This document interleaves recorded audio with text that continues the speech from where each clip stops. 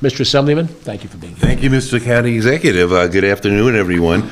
I'm just going to give you a brief overview of the budget. I'm not going to really get into the minutia or the numbers. We're dealing with a $233 billion document, and we have until April 1st to come to some agreement with it.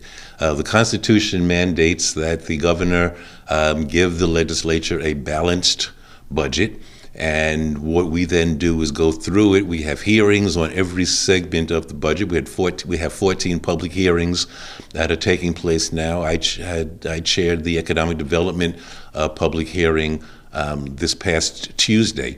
And education public hearing is going on as we speak, and that'll probably go from 9:30 this morning until the wee hours of the morning, because education is something that's near and dear to everyone's heart.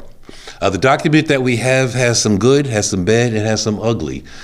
Just briefly, what is the good? There are no tax increases in this budget. We trying to keep taxes low. The bad is cut to Medicaid. The governor is proposing a cut to Medicaid, which in one respect helps the county because the county's share is also reduced, but we have a lot of individuals that are in dire need of services through Medicaid, and that won't happen now. And then we have the ugly. In my estimation, the ugly is the inadequate increase in the funding that we give to our public schools. I think that it is an increase of $850 million, but that's about what we got just from sports betting. And all the money that comes from sports betting is supposed to go to education, and that's it. But all the lottery money is also supposed to go to education, and that's a few $1 billion, which is finding its way to the general fund. Now, I do know that, to the governor's credit, she had to find a fix for $4.5 billion revenue shortage that we're experiencing this year. So some of that money came from the gaming money, some of the money came or is coming from the general, the rainy day fund. So let me just give you some ideas how this works. As I stated earlier, the governor gives us a balanced budget, and we try to massage it. Because of a court ruling several years ago, Pataki v. Silver is what it's commonly known as, the legislature does not have the authority to add 1 penny to the budget given to us by the governor. We can cut, we can't add, and we can't change any language in the budget.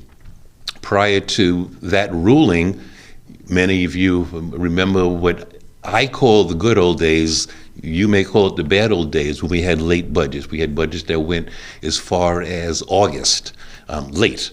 But the reason those budgets were late is because the legislature refused to approve the submitted budget that the governor gave us, and we fought to get more money for education, more money for aid to localities, more money for every segment of the budget. We can't do that anymore.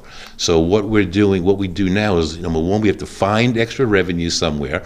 The governor gave us, like I said, a balanced budget. We have to find revenue, and then we have what's called tables where the various committees sit together and meet and try to, divvy up the monies that we find, if we can find any monies.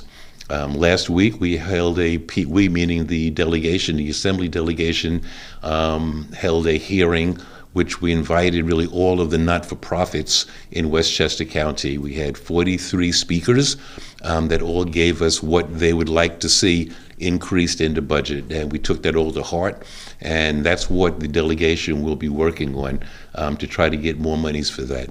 I want to see more money going to our special needs schools, 4201, 4203 schools, the teachers that really love the young people that they serve are not adequately paid, and we want to try to increase the revenues or the pay that they get. It's not fair that a teacher, highly trained teacher dealing with difficult children, is paid as paltry as they are. So we want to kind of move that up. Process,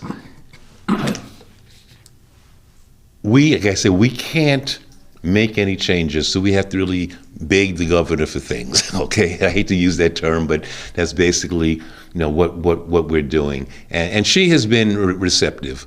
But like I said earlier, she has a $4 billion hole to fill in the budget, and it has been done. We're going to, after our public hearings, the 14 hearings that I mentioned earlier, we then sit down. We have what are called tables, and we try to try to fix the budget. If we don't have a budget by April 1st, or actually we don't have a budget by March 31st, we get what's called an extender. And previously, we had a governor that if we didn't do what that particular governor wanted, he promised to give us a 52-week extender that included everything we didn't want. So that's why you had on-time budgets for several years. Currently, we have a little bit of leeway. We have our last 3 budgets were maybe 2 days, 3 days late, but they were basically on time. I have a lot of numbers in front of me. I don't want to read them all off, but one of the things that I'm happy that we're doing is making sure that there are mental health individuals in every public school, because with this social media, we're finding that a lot of our young people are now suffering mental health issues because of social media, believe it or not. As we speak right now, there are hearings going on in Washington, D.C., where they're grilling the heads of these social media companies because of the type of information that's going out, and it's really affecting our young people. Mr. County Executive, do you have any questions for me? I really like to listen to questions rather than just ramble on all of this. But we're working for the county, the delegation, all 7 of the Assembly people and the 4 senators are all in concert with one another, and we're just going to do the best we can for our county.